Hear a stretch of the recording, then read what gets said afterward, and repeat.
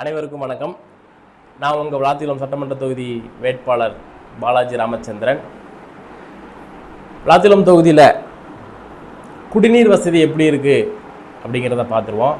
விளாத்திகுளம் தொகுதி மொத்தத்தில் இப்போ 3 பேரூராட்சிகள் இருக்குது. பேரூராட்சிகள் சார்பில் குடிநீர் வழங்கப்படும். ஆனால் முதல்ல எட்டையாவரத்தை எடுத்துக்கோமே. எட்டையாவரம் பேரூராட்சி அலுவலகத்தில் 15 வார்டுகளுக்கு தண்ணீர் சப்ளை பண்ணுறாங்க. தாமிரபரணி தண்ணி அப்படின்னு சொல்லி இது வழங்கப்படுது.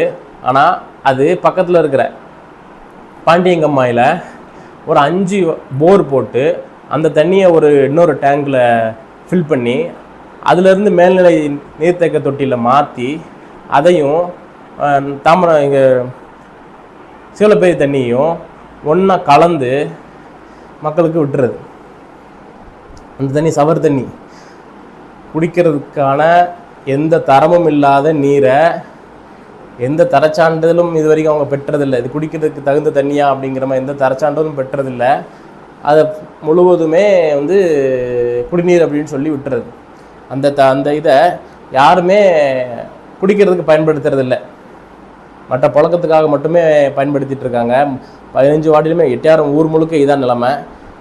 வண்டி தண்ணி ஒரு நாள் 2 நாள் வண்டி தண்ணி வரலை அப்படின்னா இங்கே குடிநீருக்கு அவ்வளவு தட்டுப்பாடாயிரும், பெரிய பிரளயமே வெடிச்சிடும் அப்படிங்கிற ஒரு சூழ்நிலை தான் இங்கே எட்டையாவத்தில் இருக்குது. இதே மாதிரி சூழ்நிலை தான் விளாத்திகுளம் பேரூராட்சியிலும் இதே நிலைமை தான்.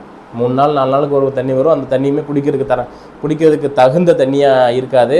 எல்லாருமே அந்த தனியார் குடிநீர் வாகனங்களை நம்பி தான், குடம் 10 ரூபா 15 ரூபா இந்த மாதிரி தனியார் குடிநீர் வாகனங்களை நம்பி தான் இங்கே இருக்குது. அதுக்கே ஒரு தனியாக ஒரு பெருந்தொகை இந்த மக்கள் செலவழிக்கிறாங்க. இங்கே தான் இப்படி அப்படின்னா கிராமங்களில், இது பேரூராட்சிகளில் இந்த கதை. கிராமங்களில் பார்த்தோம் அப்படின்னா அங்கே ஊராட்சி சார்பில் அங்கே நீர்த்தேக்க தொட்டி இருக்கும். அதில் அங்கே உள்ளூரில் கிடைக்கிற தண்ணியவே அப்படியே போர் போட்டு அந்த தண்ணியவே விட்டுறது.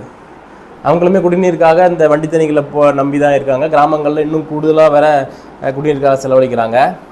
அங்கே ஊராட்சிகளிலிருந்து விநியோகிக்கப்படுகிற தண்ணியுமே உங்களுக்கு சரியாக வர்றதில்லை. மேல்நிலை நீர்த்தேக்க தொட்டி குறைஞ்ச உயரத்தில் கட்டிடுவாங்க. எல்லா வீடுகளுக்கும் அது ப்ரெஷரில் பம்ப் பண்ணி போகாது. இந்த மாதிரி ஒரு சூழ்நிலை அங்கே. இது விளாத்திகுளம் தொகுதி முழுக்கவே இதான் நிலைமை. அதுபோக முத்தியாவரம் இந்த மாதிரி பகுதிகளில் ஒரு தள்ளுவண்டி மாதிரி, ஒரு தள்ளுவண்டியில் ஒரு 5 குடம் வைக்கலாம். அந்த மாதிரி ஒரு 5 குடம் வச்சு ரொம்ப தூரம் போய் தண்ணி எடுத்துகிட்டு ஒரு காலையில் ஒரு கொஞ்சம் நேரம் தண்ணி எடுக்கணும், சாயங்காலம் தண்ணி எடுக்கணும். இதே சூழ்நிலை அங்கே உள்ள வீட்டு பெண்களுக்கும் ஆண்களுக்கும் இதான் காலையில் சாயங்காலமும் இதான் வேலை.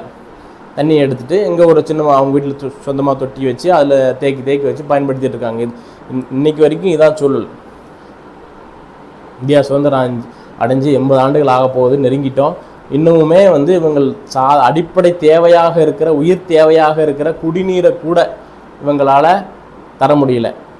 வளர்ச்சின்னு பேசிக்கிட்டு இருக்காங்க. குடிநீரை கூட அடிப்படை ஒரு கிராமத்தில் குடிநீர் வசதியை கூட செய்து தராமல் இவ்வளோ காலம் அவங்க ஆட்சி செஞ்சுருக்காங்க. மீண்டும் இதே ஆட்சியாளருக்கு நீங்கள் வாக்கு செலுத்தி ஆட்சி அதிகாரத்தில் உட்கார வச்சா இந்த விளாத்திகுளம் தொகுதியில் எந்த ஒரு மாற்றமுமே நிகழாது.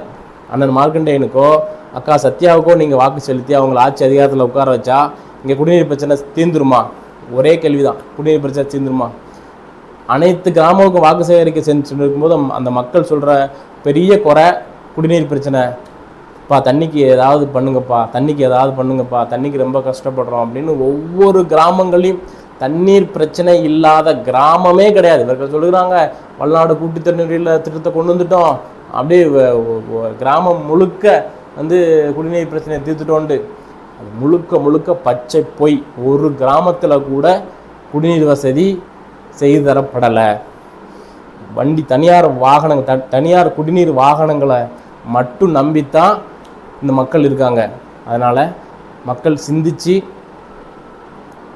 அண்ணன் மார்க்கண்டேயன் எம்எல்ஏ ஆகிறதோ அக்கா சத்யா எம்எல்ஏ ஆகிறதோ வெறும் செய்தி, விளாத்திகுளத்துக்கு ஒரு செய்தி. ஆனால் உங்கள் மகன், உங்கள் பிள்ளை இந்த பாலாஜி சட்டமன்ற உறுப்பினர் ஆகிறது இந்த மண்ணில் பெரிய ஒரு புரட்சி, பெரிய ஒரு மாற்றத்தை ஏற்படுத்தும். அந்த நம்பிக்கையோட உங்கள்கிட்ட வாக்கு கேட்குறேன்.